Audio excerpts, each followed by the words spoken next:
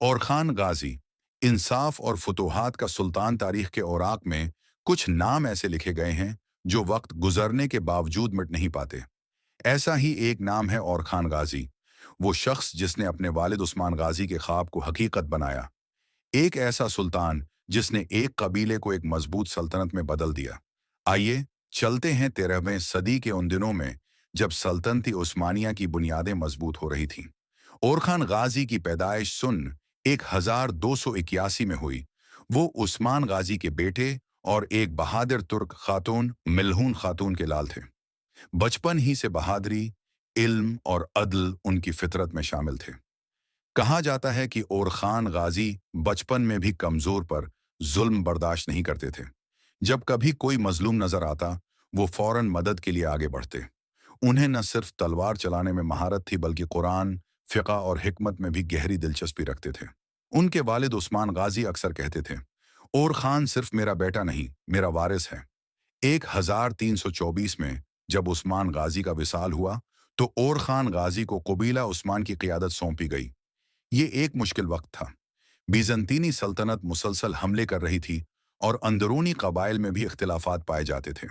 मगर और खान गाजी ने साबित किया कि वो सिर्फ बहादुर नहीं बल्कि एक मुनज़्ज़म, आकिल और आदिल हुक्मरान भी हैं।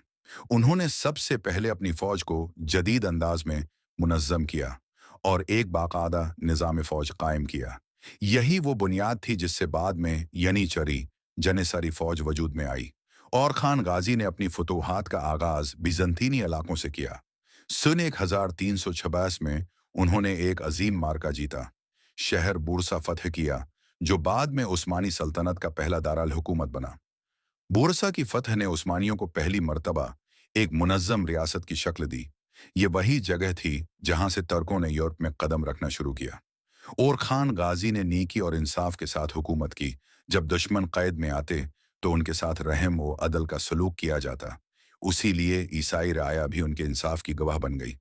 उनके दौर में निज़ाम तालीम कायम हुआ, इदालतें बने, मसाजिद, मुदर्रिसे और खानकाहें तामीर हुईं। ये सब इस बात की अलामत थी कि वो सिर्फ एक फातिह नहीं बल्कि मेमार सल्तनत भी थे। एक बार एक सिपाही ने किसी गरीब किसान की जमीन पर जबरदस्ती कब्जा कर लिया। जब यह खबर और खान गाजी को मिली तो उन्होंने फौरन हुक्म दिया कि सिपाही को कैद कर दो और जमीन उसके असल मालिक को वापस कर दो। उन्होंने कहा, अगर मैं इंसाफ न कर सका तो ये तख्त मेरे लिए नहीं, मेरे लिए अजाब है। यही वजह थी कि लोग उनसे मोहब्बत करते, दुश्मन भी उनके अदल के कायल थे।